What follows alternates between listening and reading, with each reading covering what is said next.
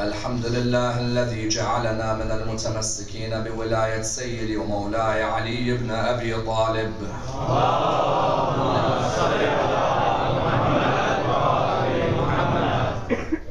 الحمد لله الذي هدانا لهذا وما كنا لنهتدي لولا أن هدانا الله. أما بعد، يقول الله في كتابه الكريم: بسم الله الرحمن الرحيم.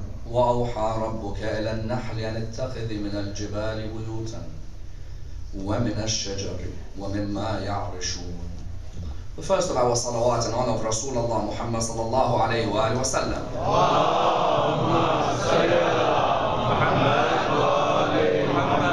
The second in honor of Amir al-Mu'mineen Ali ibn Abi Talib.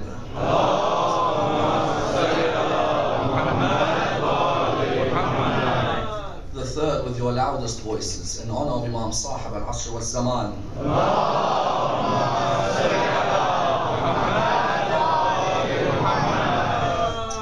Respected brothers and sisters, Assalamu alaikum wa rahmatullah wa barakatuh. The verse in question, verse 68 of chapter 16 of the Holy Quran, discusses the creation of the honeybee and the formation of honey. And indeed is one of the most fascinating verses in the Holy Quran, a verse that requires a thorough analysis. The verse itself is from chapter 16 of the Holy Quran, and chapter 16 is titled The Honeybee. And indeed, this is not unusual for the Holy Quran to have a chapter which is titled after an animal of the animal kingdom. And the idea that there are a number of chapters within the Holy Quran which are named after animals. For example, you have Surah Al-Baqarah, which of course means the cow, Surah Al-An'am, which means cattle, Surah Al-Ankabut, which means spider, Surah Al-Fil, which means elephant, Surah Al-Naml, which means ant. The reason Allah subhanahu wa ta'ala names chapters of the Quran after the animal world can sometimes either be literal or indeed metaphorical. And the idea that the usage of the animal within the story can either literally refer to the role of the animal within the environment or can refer to a metaphorical stance. And the idea, for example, that when Allah subhanahu wa ta'ala uses the elephant, he literally talks of an elephant that sought to come and attack the Kaaba. As the Quran says, أَلَمْ تَرَ كَيْفَ فَعَلَ رَبُّكَ بِأَصْحَابِ الْفِيلِ. Sometimes, however, when Allah subhanahu wa ta'ala uses the animal, it's in the metaphorical. For example, when Allah talks of the An'am, he talks of how the human being, in some cases, in the way that they behave, can be like the cattle or even worse. Sometimes when he talks of the spider, he talks of the spider metaphorically. When talking of the house of the spider, he talks of the house of the spider as being a house which is extremely light, a house which can easily be demolished. And likewise, somebody who builds in this life without God, his faith is that which can easily be demolished. Therefore, you find that on the first level, God sometimes uses the animal kingdom in the literal, sometimes he uses them in a metaphorical. Number two, it highlights that the Quran isn't just a book of history and theology. Because of the fact that many, when they discuss the Holy Quran, discuss it simply as a book of history and theology. Whereas when God names chapters after the animal kingdom, he is highlighting that there may be a scientific essence to this book as well. That there may be a scientific discussion within this book. And that when you go out to the world and tell the people about the merits of this book, don't just simply discuss it as a book of history. Humans will say we already have many books of history. Don't just discuss it as a book of theology. Humans will say we have many books of theology. Discuss it also as a book of science, that when God mentions the animal kingdom, he seeks for us to reflect about the creation of the animal kingdom. The creation of the animals within the animal kingdom, how they operate, the benefits to humanity. Some of these benefits we know, some of these benefits we hardly reflect on. Yet the point is that he seeks to incorporate scientific discussion within the Quran. On the third level, sometimes these animals are mentioned in the masculine. Sometimes they are mentioned in the feminine. As in, is it accidental that Allah mentions an animal in the masculine? Or is it accidental that sometimes he uses the Arabic feminine? No, it's not. Because each gender in the animal kingdom has a role. When God creates a creation, each gender has a role. Not making the male above the female or the female above the male, no. Rather, that each gender is given their role within the animal kingdom. Sometimes God may describe the ant in the valley of the ants in the feminine. Why? Because the female ant is the one which looks after the ant hill. The male has got nothing to do with it. The reason, therefore, that God sometimes discusses in the masculine or the feminine is an indication of their natural roles within their habitat. And that's why this verse is one of the most beautiful verses when discussing the Quran and its analysis of the position of the honeybee and the benefits of honey. And it's a verse which should be used by us when looking at the glory of the Quran. Because truly there is so much to analyze in this one verse. What does the verse state? And we reveal to the honeybee to make their houses in the mountains or in the trees or within the hives. I'd like to examine this in a number of stages. Number one, is religion and science compatible or in conflict with each other? Number two, when God says that we reveal to the honeybee, how does God reveal to an animal? Number three, why does God mention the honeybee's production of honey in the feminine, not the masculine? Number four, what's the benefits of honey to mankind which science discovered now and which the Quran told the Arabs 1,400 years ago? Number five, what's the opinions of Ahl al-Bayt on honey? And number six, how was honey used to kill some of the members of Ahl al-Bayt? And number seven, which companion of Abu Abdullah on the 10th of Muharram gave a famous line where he used the word honey? Let's examine this and dissect the topic in complete depth. The first question that arises in this discussion, is religion and science compatible or not? Why? Because a number of people have postulated in the past that religion and science are in conflict with each other. In which way? They state that when you look at the history of mankind, scientists have never been given a look in. In many cases, the religious figures have sought to dumb down scientific analysis. Whenever scientists brought about discoveries, religious figures would come forward and state that no, you're not allowed to talk on such an issue. They point to the example, for example, of Galileo. That Galileo came forward and said that the earth is round, and that those around him who were seen as being priests in the hierarchy said to him that you are not allowed to talk like that. Why? Because your wording contradicts that of the Bible. And therefore Galileo was sent towards the dungeons. Likewise, they say, why go so far in history?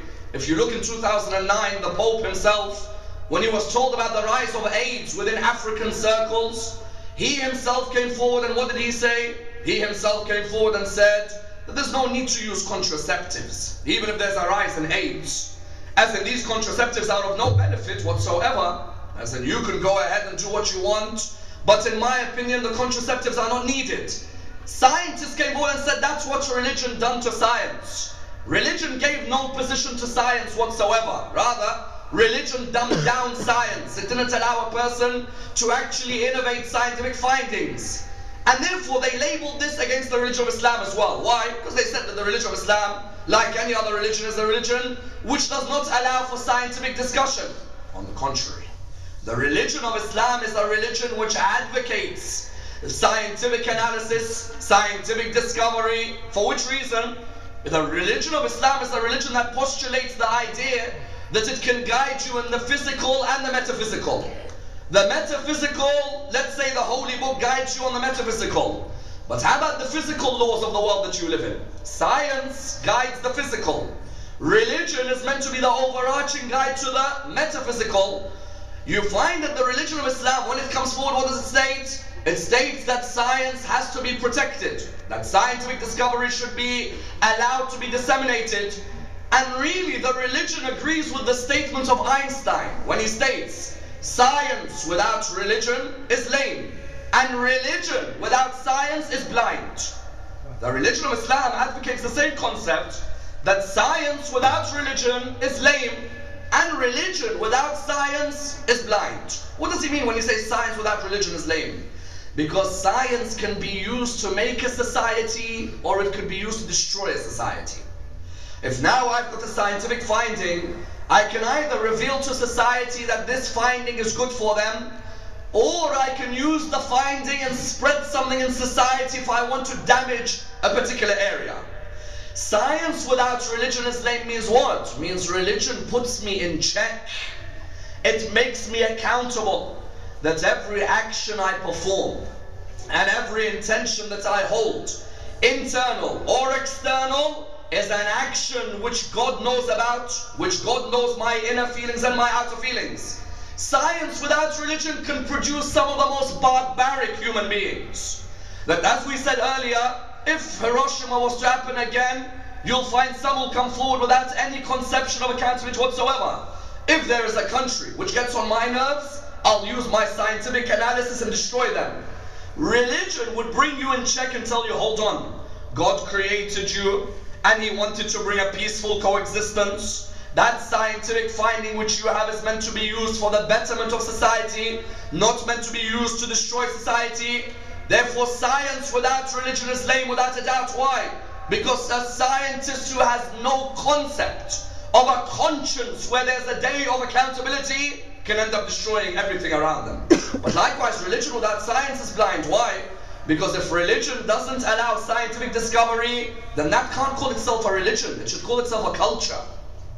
A religion which doesn't allow science to flourish is a religion which therefore is stating that there's no place for the human to recognize the laws and the secrets of nature. Whereas a true religion is one which says, no, let the scientists emerge, let them write, let them calculate, let them produce, and let them experiment so that human beings are able to know the secrets of the heavens and the earth. That's why you can have three positions. We can either be a position of conflict between religion and science. We can be in a position of independence between religion and science, or we can be in a position of dialogue between religion and science. What do I mean? A conflict means what? It means you guys are the worst, you religious figures. And the religious figures tell the scientists you are the worst, and they keep attacking each other. We don't want that stance. Nor do we want a stance of independence. The religious scholars don't speak to scientists, and the scientists do not get in the affairs of the religious. No, on the contrary. We want dialogue. We want the religious figures wherever they are, in Najaf, in Qom, in any other part of the world, wherever they are, to sit with the scientists and ask them, stem cells, IVF, abortion, all of these issues, what are the new findings scientifically? The school of Ahlul Bayt is a school which has to advocate dialogue between the scientists of the community and the religious figures. That's why in the Hawza today in Najaf or in Qom, there should be scientists sitting in the office of a marja, not just a marja.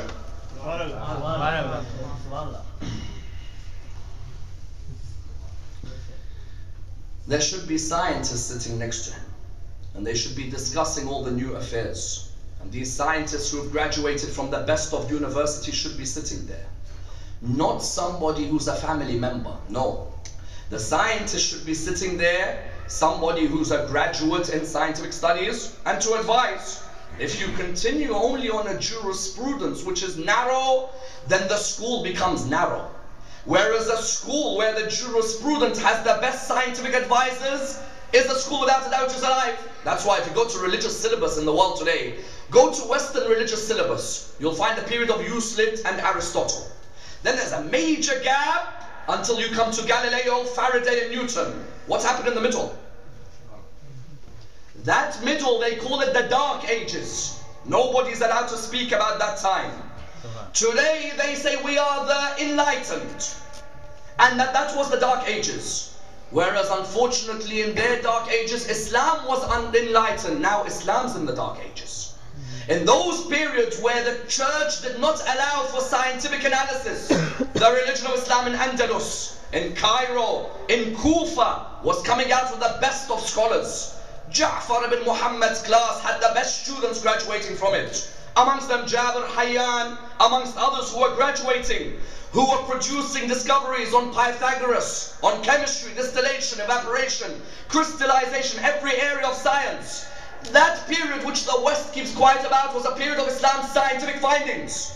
Islam flourished scientifically. Today, the West says we are enlightened. Islam says we're in the Dark Ages.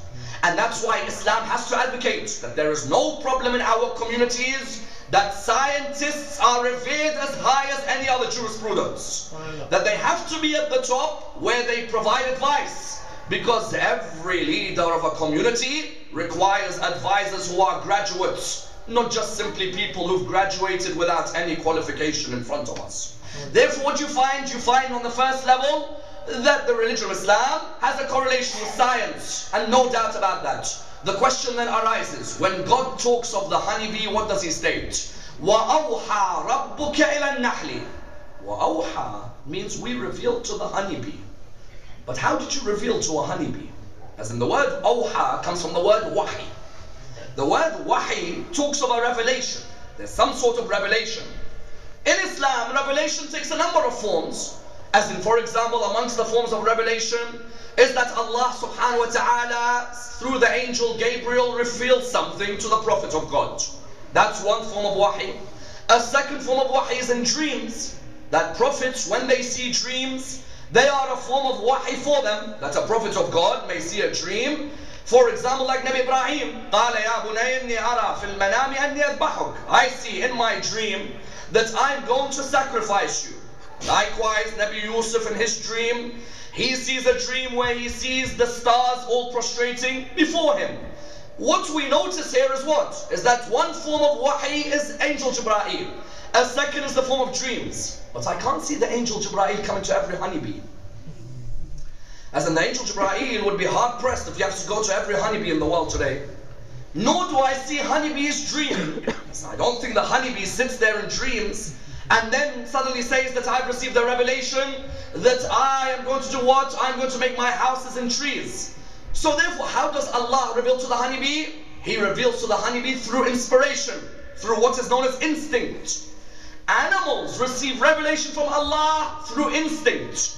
That this animal, the honeybee, when you see it, Allah says we revealed means we've given it an instinct to make its houses in mountains and in trees. Notice psychologists in their scientific studies have done a study where they take a honeybee. When they take this honeybee, they place it in a box.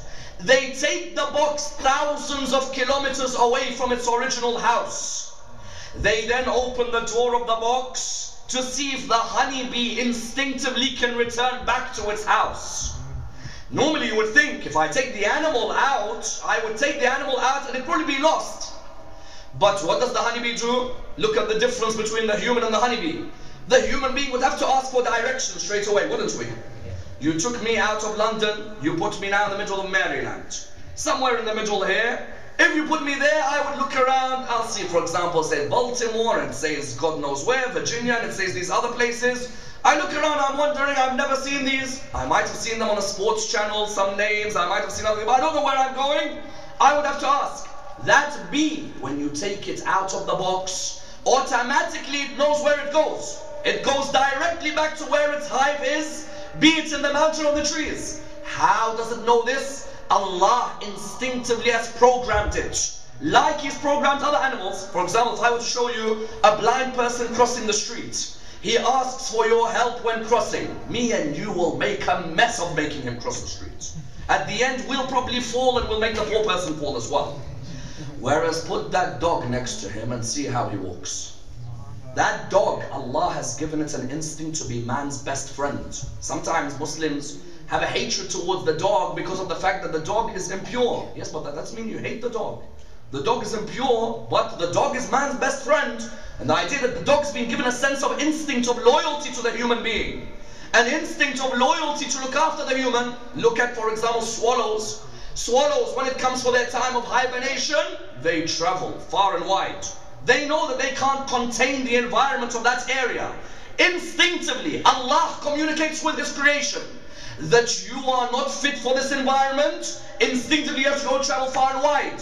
Therefore, when the Quran said وَأَوْحَى رَبُّكَ إِلَى النَّحْلِ, the wahi here which is spoken of is instinct. Someone asked the question. Therefore, that means Allah can communicate to creation who are not even prophets of God. That's without a shadow of doubt. That Allah can send a form of wahi to any creation. A prophet of God may get wahi. An animal may get wahi. Therefore, who denies that the Imams of Ahlul Bayt may also get a form of wahi as well?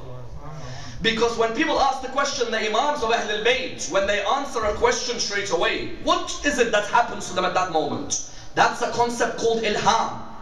Ilham means Allah inspires the Imam of Ahlul Bayt with a piece of knowledge instinctively. There and then he can answer. Someone will say, but hold on, I thought only the prophets of God received that. On the contrary, Nabi Musa's mother, is she a prophet of God? No, she's not. But didn't the Quran say, وَأَوْحَيْنَا إِلَىٰ أُمِّ مُوسَى? We revealed to the mother of Musa to put her baby in a cradle. But Musa's mother isn't a prophet. So how did Allah reveal to her? Through inspiring her. Therefore, if Allah can inspire a normal human being, then why can Allah not inspire any of the Imams of Muhammad? If the knowledge is vested in these Imams, then the same way Allah can instinctively teach the bee, He can teach the Imams as well. The Quran said, Bismillah ar-Rahman ar-Rahim, وَأَوْحَى رَبُّكَ إِلَى النَّحْلِ أَنِ اتَّخِذِي مِنَ الْجِبَالِ بُيُوتًا. Why does He speak of the honeybee in the female, not in the male? As in Allah says, وَأَوْحَى رَبُّكَ إِلَى النَّحْلِ أَنِ اتَّخِذِي. Why not اتَّخَذَ? Why use the feminine? Was it just Allah wanted to use the feminine in the Arabic language? Not at all. 1,400 years ago, your Lord's already telling you about the role of the queen bee in production of honey. That Allah subhanahu wa ta'ala, when He uses the feminine in this verse, He's telling you about the role of the female bee in this area. Why? Because there's three types of bees. You have the carrier bee, you have the male bee, and you have the queen bee. The carrier bee, because of the lack of development of the ovaries, its only role is what? Its only role is the cleaning of the hive. The male bee, what's his role? His role is only insemination, nothing else. His role is to inseminate the partner. Therefore, when Allah spoke in the feminine, He's speaking of the queen bee. Why? Because it's the queen bee's role to protect the hive, to make the hive, to collect all the nectar and the larvae within there. The queen bee has a role which Allah is identifying for you already. That Allah is saying, وَأَوْحَى رَبُّكَ إِلَى النَّحْلِ أَنِ اتَّخِذِي مِنَ الْجِبَالِ بُيُوتًا.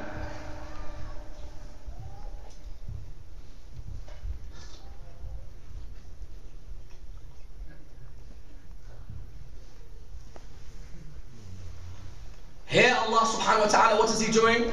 He's stressing here scientifically on the female bee, that female bee has a role. Its role is to produce for what? To protect that area of the hive, to make the larvae, make the nectar. In exactly the next verse, Allah doesn't just talk about the role of the queen bee, no. He then says what? That honey which she produces, فِيهِ شِفَاءٌ لِلنَّاسِ. It has a cure for mankind. Scientifically, go and read the books today about the cure that honey has for mankind. And look what the Quran is discussing 1,400 years ago. 1,400 years ago, the Quran is discussing honey as a cure. And that's its benefits. The first benefit of honey, it's easily digested. Honey is easily digested. The sugar molecules in honey can easily be converted into other sugars. Glucose into fructose. You'll find, for example, that there is a conversion which is easy. Number two, some people would think that because honey is highly acidic, it would not be good for the stomach at all. On the contrary, honey is mild for the stomach. And honey is also good for the kidneys. On the third level, honey diffuses in blood easily. Because when honey mixes with water, it diffuses in the blood within 7 minutes. Therefore, its benefit there. Number four, some scientists have pointed out that honey is of benefit to the brain and the heart of the human being. The brain, why? Because to some scientists it's the largest consumer of sugar. Therefore it would be benefit towards the brain, benefit to the heart, why? Because it would clean blood and at the same time it would help with the formation of blood. Number five, it would be benefit, why? Because it has antioxidants which other products do not have. In particular, in the formation of honey, there are 4 antioxidants which remove the byproducts which one sees in the metabolism, which have got harmful effects. These antioxidants have a role in removing them, removing these byproducts which later on can affect us. Furthermore, you will find that honey has an inhibition effect. In which way? In the idea that bacteria doesn't like honey too much. Why? The high levels of acid will mean that the nitrogen it wants isn't there. And the high levels of sugar will mean that the water it needs isn't there. Therefore, that inhibition effect doesn't help the bacteria at all in affecting the human being. Furthermore, when you look at the benefits of honey, you find that the fact that honey absorbs moisture in the air means that somebody with an injury, there can be the growth and redevelopment of tissue quicker with the taking of honey. It's absorbed the moisture in the air, it helps the growth of tissue, the redevelopment of tissue, healing the scars, allowing for the blood capillaries within the human being. All of these, the Quran had discussed 1,400 years ago. That the Quran was saying to all mankind, that female bee produces that honey, it has for you a cure. Ponder over this cure and see how we're showing you a miracle which you don't know about. Because imagine when this verse was revealed, the Arabs, what does the Arab know? He knows a donkey and a camel and a sheep. Sitting right in front of him, Muhammad, do you like camels? Yes, okay, I'll join your religion then. You'll find others like this. When the verse like this would be revealed, only a handful of people would appreciate the verse. Only a handful. As in the majority of these a couple of weeks ago were killing their daughters. Only a handful of them, when the Quran would say that this honey has a cure, only a handful would know about the antioxidants. Only a handful would know about the acidity and the sugar levels. Yet the Quran was trying to point out that this book, do not say it's a book of theology. It's not. Don't say it's just a book of law or history. It's not. This is a book which goes to the depths of scientific analysis. It's telling you about the scientific world to allow you to appreciate that world. And that's why our Holy Prophet Muhammad sallallahu alayhi wa was amongst those who used to love honey. Rasulullah used to love eating honey or the drinking of honey. And he would encourage it to his companions. That's when the verse 69 of chapter 16 was revealed. That honey fihi shifa'un linnas. It has a cure for mankind. He would encourage his companions that you should be of those who eat honey. And arguably, one of the most interesting verses in the Quran was revealed attacking those who made fun of Rasulullah's breath. Surah 66 of the Quran, verse number 1, is a verse which scolds two wives of Rasulullah for their indecent behavior towards him. Because Rasulullah, when he was married to these ladies, he would go and visit the house of each lady. In Islamic law, when you marry more than one woman, you have to achieve justice between them.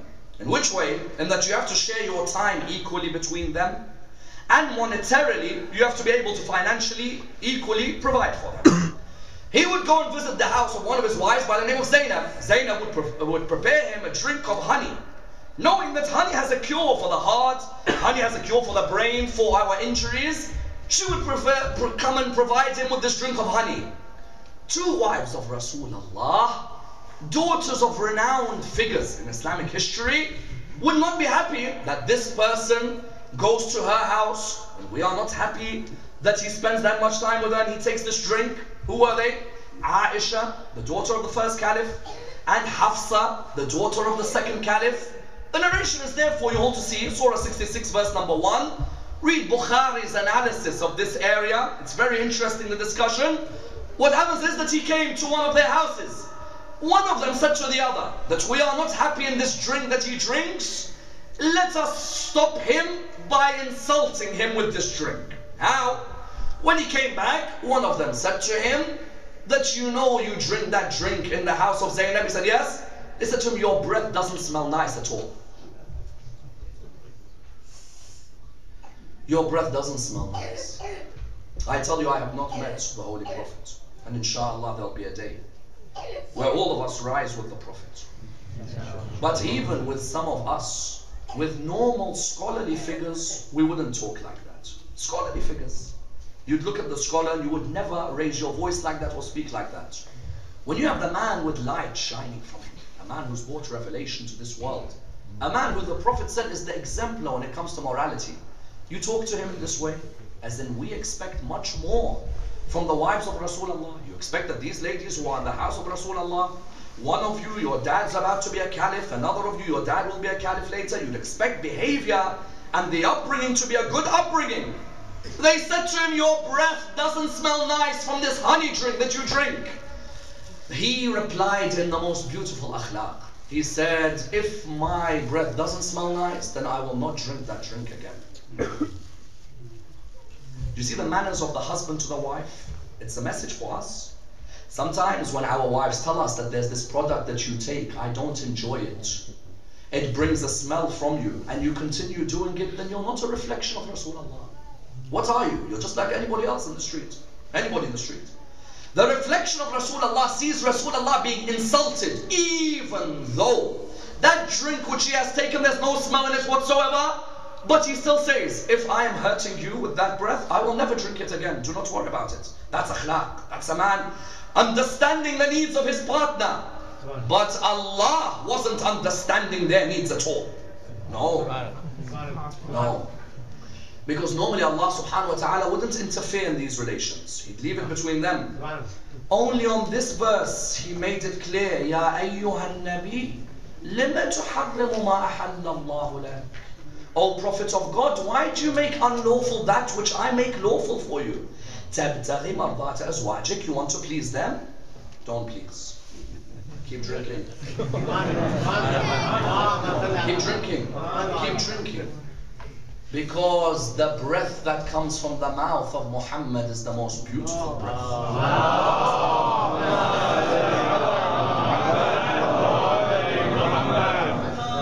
And I tell you, it's not easy to take. When you recite about such things, it's not easy to take. Because how history then writes about certain people is unbelievable. And I don't understand who wrote these books of history, how they portrayed certain people later on. And even on top of that, you fight Ali ibn Abi Talib, you still get raised. I don't know which balance scales you use in history on certain people. But you find that Allah told him, they make fun of your breath? No way. I don't want you to please them. There is nothing wrong in your breath. You keep drinking that drink, it does not matter. Therefore, Rasulullah was indicating to his companions that this drink that you have of honey, it's got benefits for you. And likewise with Amir al-Mu'mineen. Amir al-Mu'mineen used to have a love of the taste of honey. Because of the scientific benefits that it had, he understood the need for honey in his own life. That's why the Battle of Jamal, he was resting in his tent. Talha and Zubair, Talha had formed a strong offensive against him. One of his companions walked in. He said, oh Imam, they've come out, they've attacked us. Imam got up from his position. As he got up from his position, he came out. He fought valiantly. He managed to defeat the majority of them. He came back in the tent. When he came back, one of his companions said to him, oh Imam, what is it that you want from us? He said, just get me some water. The person said, we do not have any water. Can I bring you honey? He said, go ahead, go and bring me honey. When he brought him honey, he made it clear that this honey is a cure for mankind. It has benefits for mankind. As he drank the honey, look at how he would distinguish the taste of honey. He used to love honey. He looked at him and he said, this is the honey of the people of Ta'if. He said to him, Imam, how do you recognize that? He said, I can taste the honey and I will know which honey it is. It's from the people of Ta'if. He said to him, yes. He said to him, oh Imam, do you not lose focus in a battle? That you've just been out on that battlefield, yet you can distinguish the taste of honey? He said, no. You know your master can keep focus on every area when he's fighting. Yet the point of the Imam was, I like honey, but I'm not going to be extravagant with having honey. Today you can have honey for $10. You can also go to certain parts of Switzerland and enjoy it for $400,000. Oh, and do not be surprised. There are certain people, if he holds a birthday party and he's got enough money in this world, he'll order each person a small amount. That's it. Imam Amir al-Mu'min wanted to indicate one thing. Not everything that is of benefit to you, you spend extravagantly on. Where in letter 45 of Nahj al-Balagha, he writes to his commander, his governor in Basra, Uthman ibn Hunayf.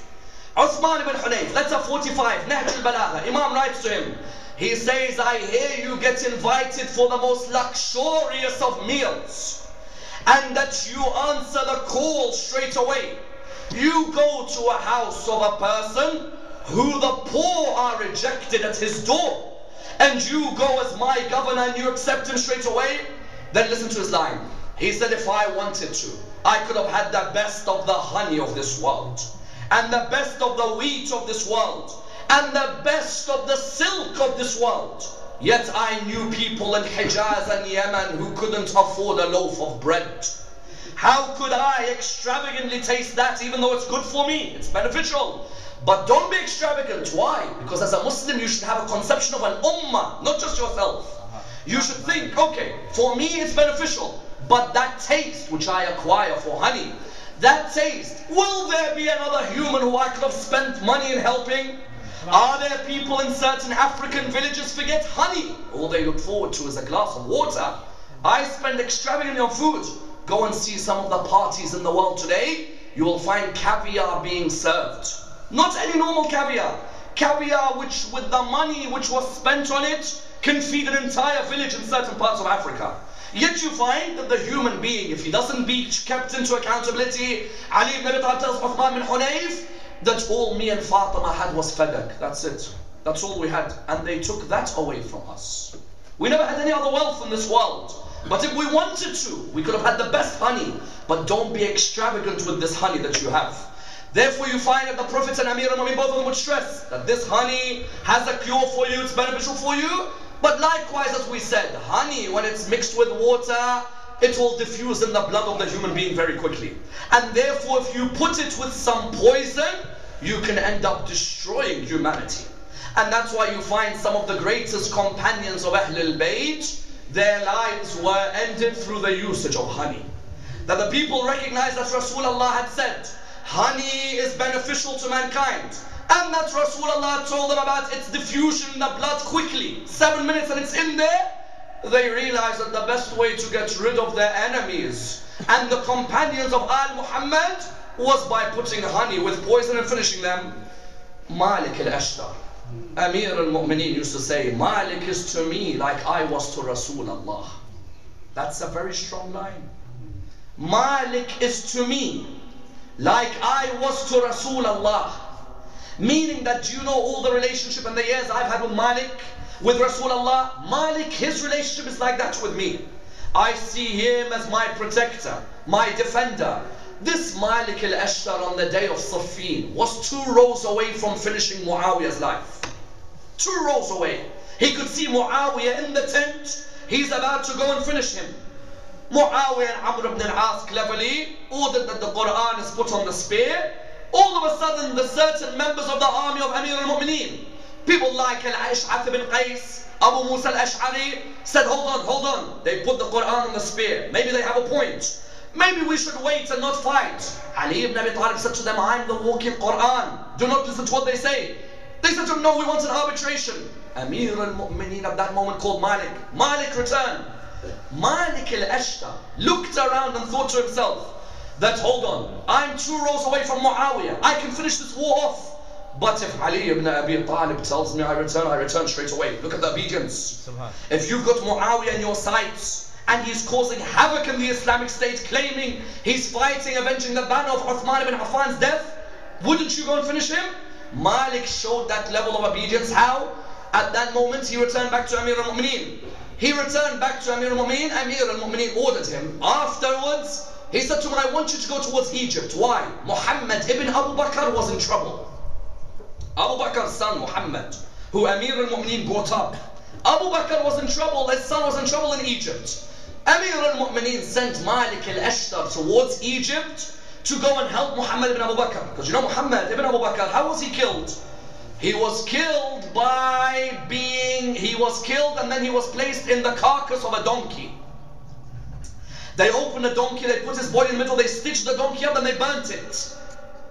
Malik al-Ashtar's role was to go and defend Muhammad because Egypt in those days was in a very sensitive situation. Amr ibn al-As has a famous line. He says it's interesting how some of God's soldiers are honeybees. In which way? Why does Amr ibn al-As say this? Because Amr ibn al-As told Muawiyah, Malik is going towards where? Malik is going towards that part of the world, towards Egypt. Our role should be what? Our role should be to finish him, because Malik al-Ashtar is a wing of the wings of Ali ibn Abi Talib. So Muawiyah said, how? He said, let's get the best of poison and mix it with honey, because it will diffuse in the blood quickly and he'll die. Malik had reached the borders of Egypt. When he reached the borders of Egypt, he stopped at what today we would call a service station. He stopped there on his way to Egypt. The man who was paid off by Muawiyah, he was paid off to put honey where? To put honey within the drink of Malik. He put honey within the drink of Malik. Malik ended up being poisoned and being killed. Do you know what Muawiyah said when he killed Malik al-Ashtar? He said, first, it's interesting how God's soldiers can be within honeybees, because I've used the honeybee to finish off him. Then he said, I've cut the two wings of Ali ibn Abi Talib. Ammar ibn Yasir al-Saffin, Malik al-Ashtar in Egypt. Notice that he used the honey not in the way Allah wanted it. Allah did not want mankind to abuse science. He wanted mankind to be accountable. Science without religion is lame. When a person has no religion, he is willing to use any scientific discovery to destroy a human being's life. Likewise, that same Muawiyah used it to destroy the life of Imam al-Hasan alayhi salam.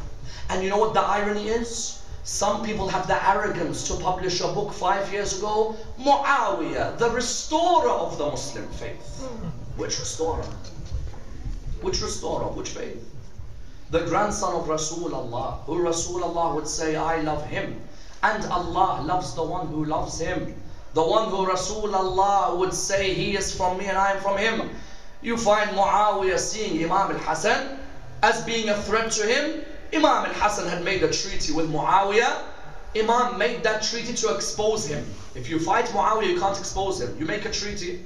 In that treaty, you make some points. You'll see him break the points one after another. Stop cursing my father on the pulpit. Number 1. Protect the Shia who follow my father. Number 2. Don't change the sunnah of my father. Number 3. Give the blood money back to the people in Jamal and Safin who died. Number 4. Number 5. Do not appoint your son as your successor. Give it back to me or my brother. One by one he broke it. Number 1. Stop cursing my father on the pulpit. Stop cursing. Mughira bin Shu'bah and Ziyad ibn Abi were making a mockery of the pulpit of Rasulullah. It was just constantly abusing Ali ibn Abi Talib every Friday in Jum'ah. That's all you do. Bismillah ar-Rahman ar-Rahim. Abuse Ali ibn Abi Talib. That's it. Number 2, protect my Shia. Which protection? You killed Hujr bin Hadi al-Kindi's protection of Shia. Number 3, don't change the sunnah of Rasulullah. Would you believe they prayed Salat al-Jum'ah once on a Wednesday? I said, what's it called? Jum'ah. It must have a reason it's called Jum'ah. Salat al-Jum'ah, they prayed this on a Wednesday. And he looked at them, he couldn't believe it. Look at each one of them praying Jum'ah on a Wednesday. That's how much they listened to me. That's why Amir al-Mu'minin said, give me 10 of his, give me 1 of his, I'll give you 10 of mine. Look how loyal they are to him. Number 4, the blood money back to the people of Jamal Sufin, he didn't give it back. Number 5, he put Yazid into power after him. He wanted to finish Imam Hassan because Imam Hassan's voice was too loud for him. He asked the Romans, send me the best of your honey. The Romans sent the best of their honey. He sent it to Ju'ada, the wife of Imam Hassan. When he sent it to her, he said to her, if you poison Hassan with this honey, I will let you marry my son Yazid. When she went ahead, she placed the poison. Look how quickly it diffuses in the bloodstream. To the extent Abu Abdullah said, I see my brother vomiting out what's inside it. That it went into the bloodstream that quickly. When eventually Imam al-Hasan had passed away, what did the narration state to us? She went to him, she said, now let me marry Yazid. He said to her, are you kidding? He said to her, you want to marry Yazid? If you had the bravery to murder the grandson of Rasulullah, you think I'm going to allow you to live with my son? And that's how some people are taken by this world. You see the glory in front of you and then it just goes. And it's not there anymore. And you find him using that poison against Imam al-Hasan. Yet Imam al-Hasan, before he passed away, what did he ensure? He ensured that he left behind sons who would be able to at least protect the message of the Quran and to protect the message of Rasulullah. And what better son used the phrase about honey than his son Qasim? Because there is no sweeter taste in the life of the human being than honey. Honey has that taste which every human being appreciates. And if there is a taste of sweetness within it, he came to Abu Abdullah asking him, Ya Abu Abdullah, let me fight on your behalf in this battle. Abu Abdullah replied to him by saying to him, O Qasim, you are my amana. He said to him, you are the amana of your father Al-Hasan. Do you know what Qasim replied to Abu Abdullah? Ya Abu Abdullah, you are the wasiyah of my father Hassan. He said to him, why? He said, although I was so young, I remember my father telling me there'll be a day when your father will be a stranger in Karbala. And make sure you do not embarrass me. Make sure you protect your father. He looked at him and he said, oh my nephew Qasim, how do you view death? He replied, oh my uncle, death is sweeter to me than honey. Assalamu alayka ya Aba Abdullah.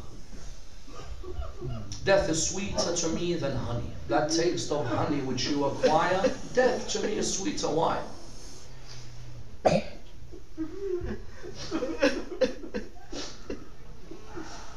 There is a line when he says to him, why is it that you want to help me this much? He said, Ya Aba Abdullah, how can a person not help a stranger like you in Karbala? He saw his uncle alone as a stranger.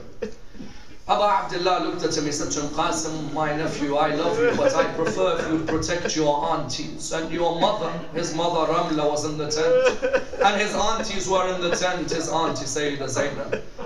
He said to him, oh my uncle, the next day he came to me, he said, oh my uncle, let me fight again. He said to him, I want you to go and protect your aunties and to protect your mother.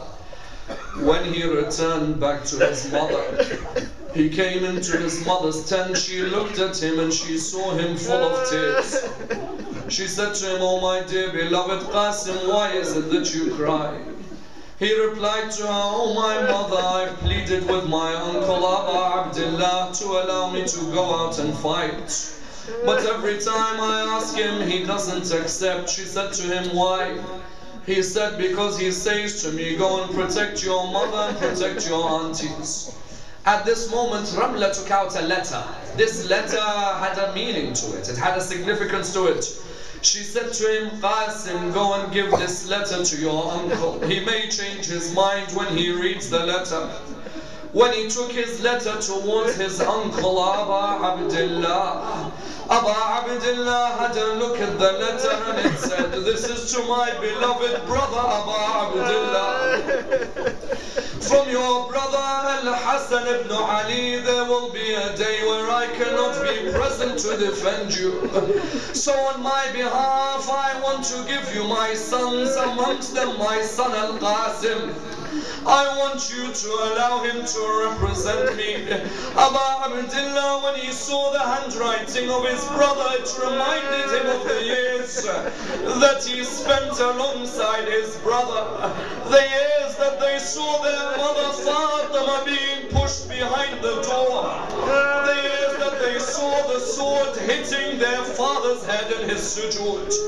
He remembered when he saw his brother vomiting out his liver from the poison in the honey. He looked at his nephew, he embraced his nephew and he said to him, oh my dear nephew, I would have let you go out, but I wanted you to protect your mother. But when I see the request of my brother, Imam al-Hassan, how can I reject you from going out? Do you know what he did to him? He bought the turban and he placed the turban on the head of Al-Qasim. There was a symbolic reason he placed this turban. Why? He said to him, Qasim, wear this turban, I want you to go in the tent. When he entered the tent, Sayyida Zainab looked at him and she said, is that my brother Hassan or my nephew Qasim? Because it looks like that Al-Qasim resembled his father more than any of his brothers. He came and he embraced his mother Ramla, he embraced his aunties. The narration said they kissed every part of his body. They kissed his cheeks, they kissed his head, they kissed his hands. Every part of the body they kissed. It's as if they knew that these were his final moments. One of the narrations said that his armor was too big for him. He wasn't more than 13, 14 years old. His armor was too big. Yet he came out. He bid farewell to his uncle Aba Abdullah. He came and he rode his horse. When he rode his horse, he began to attack the soldiers of Ibn Ziyad. When he attacked the soldiers, the narration states to us that he killed 35 of the soldiers of Ibn Ziyad. Imagine how brave this young man was, and imagine how proud Aba Abdullah was of him. It wasn't just Aba Abdullah who was proud of him. His uncle Abu Fadl al-Abbas was also proud of him. He was looking at the way he was fighting, the way his swordman skills was outstanding. But the thirst of Karbala began to affect him. One of the Arabs in the opposition army, by the name of Amr ibn Sa'ad al-Azdi, he turned around to everyone. He said, watch me, I'm going to attack that young man and I'll finish him. Qasim was on his horse. When he was on his horse, his shoe caught off the hold of one of the stirrups of the horse. When the shoe caught hold of it, he fell on the ground. As he fell on the ground, he tried to do up his shoe. They began to attack him from every angle. Amr ibn Sa'ad came towards him. He came and he struck him on his head. When he struck him, he called out, Ya Amma, Ya Aba Abdillah, Aghithni, Adrakni, I call you to come and help me. Abu Abdullah did something which he never done with anybody else. Do you know what he did? He went chasing after the killer of Qasim because Amr ibn Sa'ad ran away. He said to him, where are you running away? And you've killed the son of my brother. He went after him. He went and he killed him. And then he came towards the body of Qasim. Normally when you come towards a body, you expect the pieces to be together. When he came towards this body, he came towards it. He saw the body lying on the ground. When he saw the body lying on the ground, he came and he sat next to it and he says, my dear nephew, it hurts me that you call me and I couldn't answer you, and that I answered you but I couldn't help you, and that I helped you but it was of no avail to you. He picked up his robe, he began to collect the pieces of the body of Qasim. He collected them all in the robe. He came back. Sayyidah Zainab, she came out of the tent. She expected Qasim to be next to Abu Abdullah. When she saw Abu Abdullah, she saw him with a robe in his hand. There was something in that robe. He came near her and he said to her, they've cut his body into pieces. Do you know what the most difficult moment was for Abu Abdullah? He took the body of Qasim. Now the body of Qasim and Ali al-Akbar were both in the tents. When they were in the tents, the narrations say to us that the two mothers were in the tents as well. Abu Abdullah wasn't there, but the mothers were not crying. Sayyidah Zainab came to Abu Abdullah. She said to him, Ya Abu Abdullah, I would love it if you would leave the tent. He left the tent and they asked her why. He said to her, why is it that I should leave? And she said, Ya Abu Abdullah, they do not want to cry for their sons in front of you. They want to cry without you looking towards their sons. One narration says to us that on the night of the 11th of Muharram, the bodies were all lying on the ground in Karbala. Sayyidah Zainab, this narration, one of the Maraji' narrates that it affects him more than any other narration. Sayyidah Zainab was in the tent with Imam Zainul Abidin. Sayyidah Zainab sees the Imam. Imam opens the beginning of the tent. He looks outside. Sayyidah Zainab says to him, I hear something breaking, but I do not know what it is. You know where I am going, brothers and sisters. Umar ibn Sa'ad was sitting on his horse. He looked round at his soldiers. He said to them, oh horse riders, trample on the bodies of the companions of Imam al-Hussein. When the horse riders said to him, who shall we trample on? He said, trample on the body of Hur bin Yazid al-Riyahi. But Hur's tribe was there. They took his body away. He said, trample on the body of Habib ibn Madahir. But his tribe was present and they took his body away. He said, trample on the body of Muslim ibn Awsaja. But his tribe was present. They took his body away. He then said, trample on the bodies of the family of Abu Abdullah. When they were about to trample, they asked him, who do you want us to trample our horses on? He said, trample on the body of Ali al-Akbar. But Ali al-Akbar's mother Layla, her tribe, Banu Kilab, were present. They came and took their son's body away. They said, you've already killed our son. We do not allow you to trample on the body. He then said, trample on the body of Al-Qasim ibn al-Hasan. But Al-Qasim's mother's tribe was present. They said, you've already cut him up. We do not allow you to trample on his body. You know where I am going now.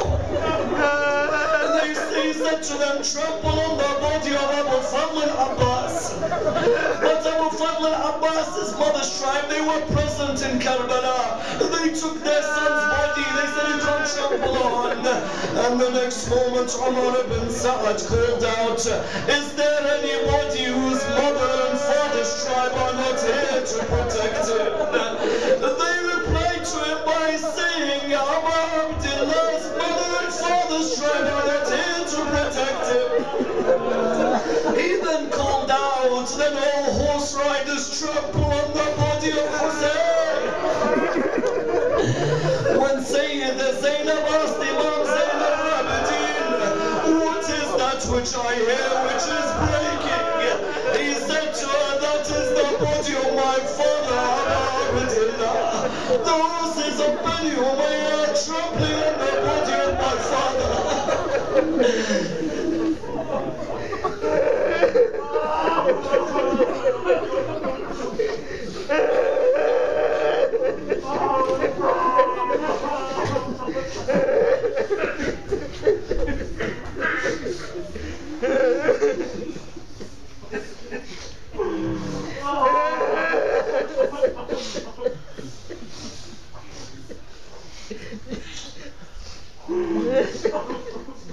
We pray to Allah subhanahu wa ta'ala. Raise your hands, brothers and sisters. Raise your hands. Raise your hands. Raise your hands. Raise your hands. We pray to Allah subhanahu wa ta'ala to raise us with the Imam of our time, Imam Sahib al-Asr wal-Zaman, to allow us to be amongst his companions and those who protect his message. We pray to Allah subhanahu wa ta'ala to provide us with the intercession of Al-Qasim ibn al-Hasan, to allow us to be amongst those who follow his message. We pray to Allah subhanahu wa ta'ala for the originators of this majlis, and to allow us to continue to fund the mosque and all mosques which serve Muhammad and al-Muhammad. We pray to Allah subhanahu wa ta'ala with the Surah Al-Fatiha, but before it, the loudest of your salawat.